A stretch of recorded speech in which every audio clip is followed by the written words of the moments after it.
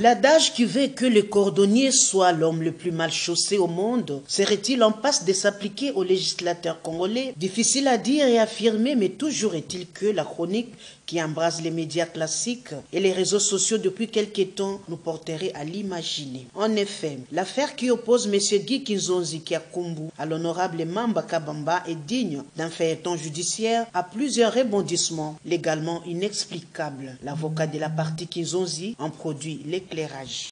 D'abord, il faut noter que nous sommes en 1987 avec la dissolution de l'ONEL. Bien avant la dissolution de l'ONEL, il y a l'armée qui avait signé les contrats qui voici avec l'ONEL. Et l'ONEL y logeait les officiers des ex-phases de l'armée. J'ai dit tout à l'heure qu'il s'agissait de l'ordonnance numéro 87 du 28 août 1987 du président Mobutu qui a dissous l'ONEL suite aux impayements de ses occupants. Alors, après la dissolution de l'ONEL, l'ONEL a vendu aux particuliers. C'est ainsi que M.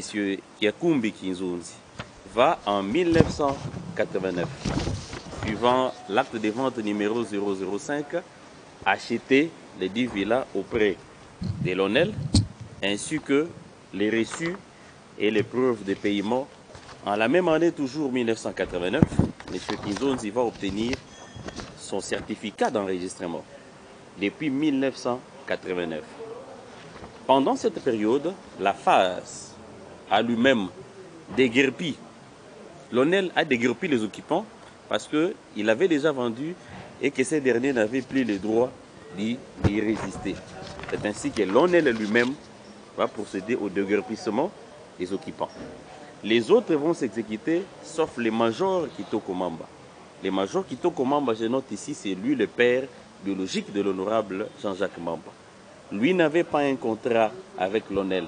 C'est l'ONEL qui avait un contrat avec l'armée. Lui, il était un élément de phase. C'est ainsi, à défaut de s'exécuter volontairement, que mon client, M. Kiakumbi Kinzonzi, va saisir le tribunal des grandes instances de Kinshasa Gombe sous le RC 73-563 contre le major Kitoko Mamba. Ainsi, le tribunal des grandes instances de Kinshasa Gombe va ordonner le déguerpissement du major Kitoko Mamba et toutes les personnes habitant les lieux de son chef. Et notez que cette décision était assortie d'une clause exécutoire nonobstant tout recours. C'est ainsi qu'en 2009, en exécution de cette décision, on va procéder au déguerpissement des occupants qui y étaient. Vous avez ici la réquisition de la force publique qui a été faite, ainsi que les procès verbaux d'expulsion et les procès verbaux d'installation. On va déguerpir le major Kitoko Mamba et les personnes habitant les lieux de son chef et l'honorable Mamba Kabamba. Donc voici même le bulletin de service. Le 10 avril 2009, le déguerpissement fut fait. 2 jours après, M. Mamba Kabamba Jean-Jacques, fils de major Kitoko Mamba, va se rebeller et rentrer dans la dite parcelle. Le chef du quartier va faire allusion pour constater qu'il y avait bris des scellés. L'honorable va briser les scellés et se réinstaller de force sans droit ni qualité dans la dite parcelle. Comme cela ne suffisait pas, en 2010, l'état-major général, par le biais du lieutenant-général Etumba, a demandé aux occupants de libérer, parce que les contrats avec l'ONEL et l'armée étaient déjà finis depuis 1987. Téméraire, M. Jean-Jacques Mamba va saisir la cour d'appel de Kinshasa Gombe en 2012 sous le RCA 2990. Il sollicite de la cour d'appel de Kinshasa Gombe les défenses à exécuter. Les défenses à exécuter contre quoi? Contre la décision qui était déjà exécutée depuis 2009. C'est ainsi, par son arrêt, la cour va les débouter, va dire sans objet les défenses à exécuter sollicitées par lui parce que la décision était déjà exécutée. Arrivé au bout et essoufflé, M.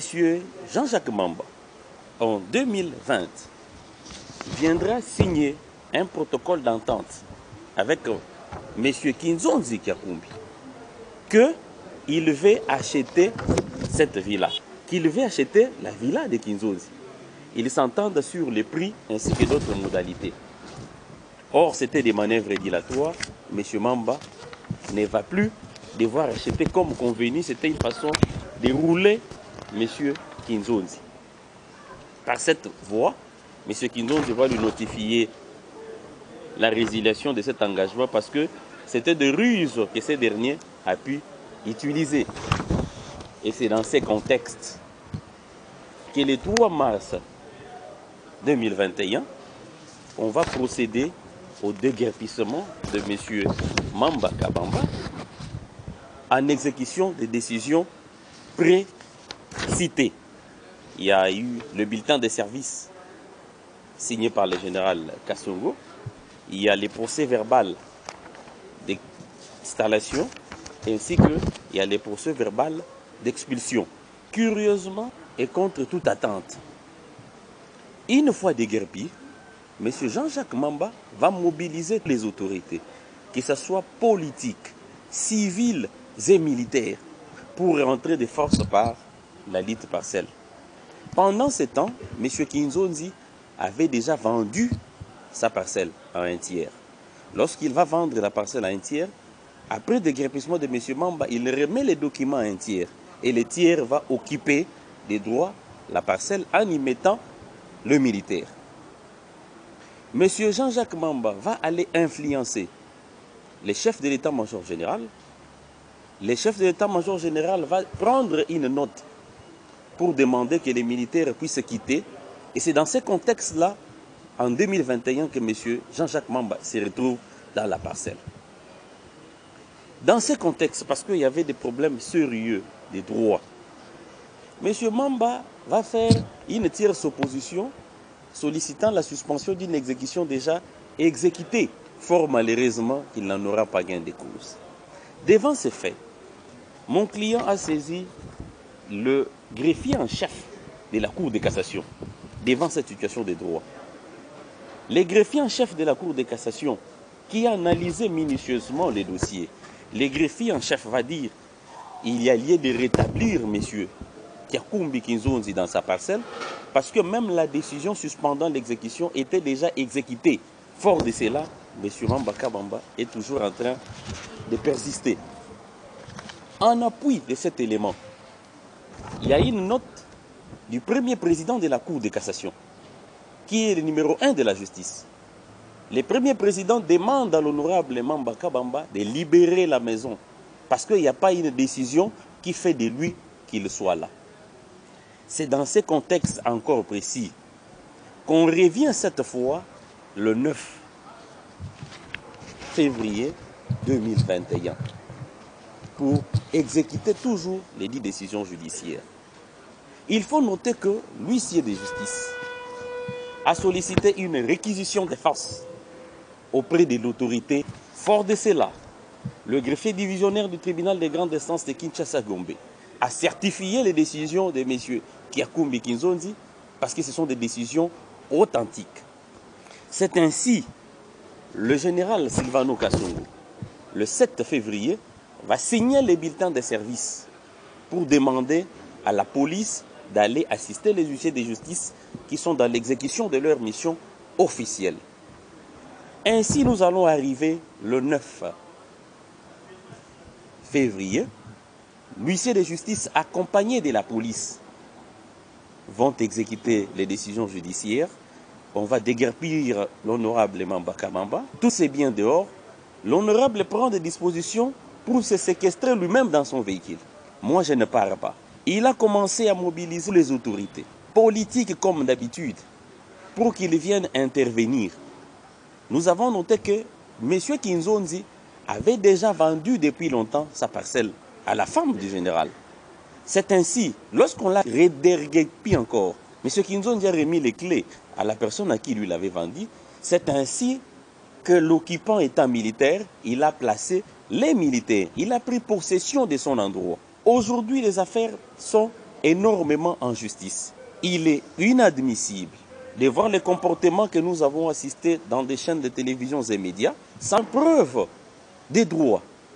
Par solidarité qu'on ne sait pas qualifier, s'attaquer à des personnes sans pour autant avoir les vraies informations à la source. Voilà pourquoi nous avons tenu à éclairer cette communication pour que ceux qui nous suivent comprennent au moins de quoi il est question.